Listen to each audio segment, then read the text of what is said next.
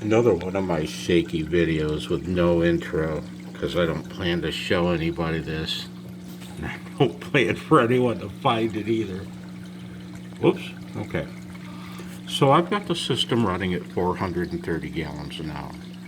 That's a little over 5 times an hour exchange rate in that tank. And I thought I needed more, but from what I've heard, that's adequate.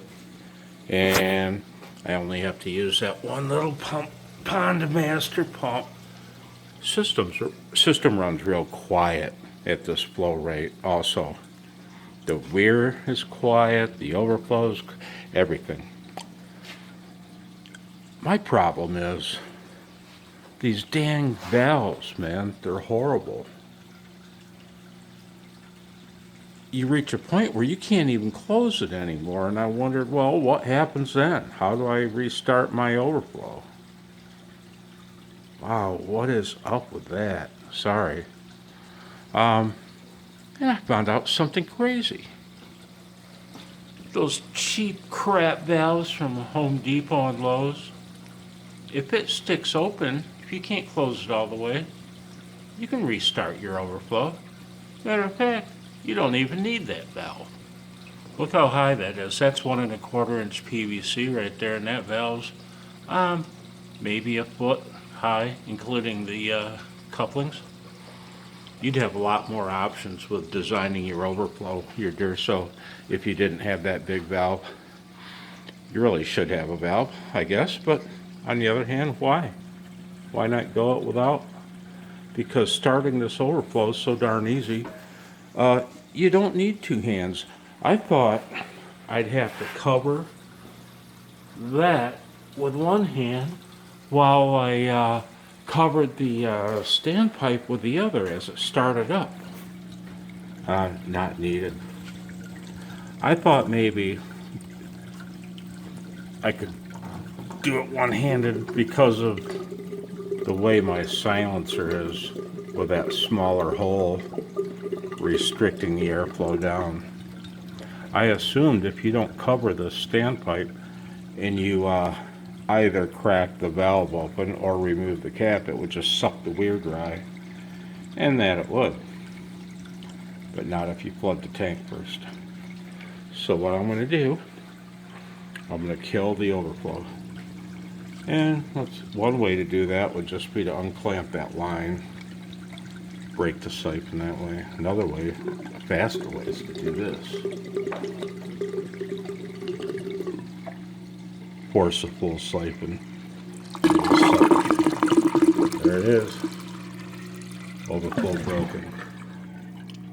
And you'll see the pump will start pumping the tank up, which I want.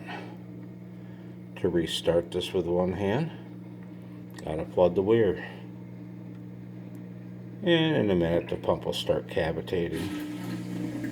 There it goes. Don't have to mess with the pump at all. Next step will be to put the cap on. One moment. Just the cap.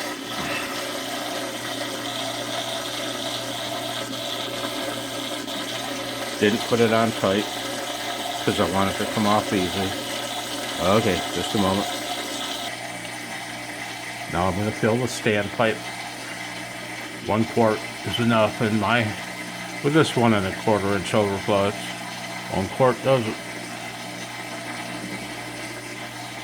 It won't overflow with 1 quart.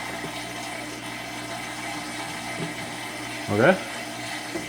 Now, I need to purge the air out. One moment. Tube's in my mouth. I'm going to suck the air out.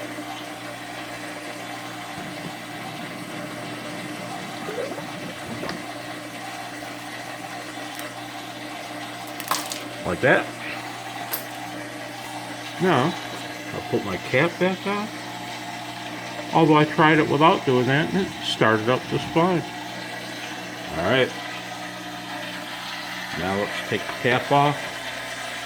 See if it starts up.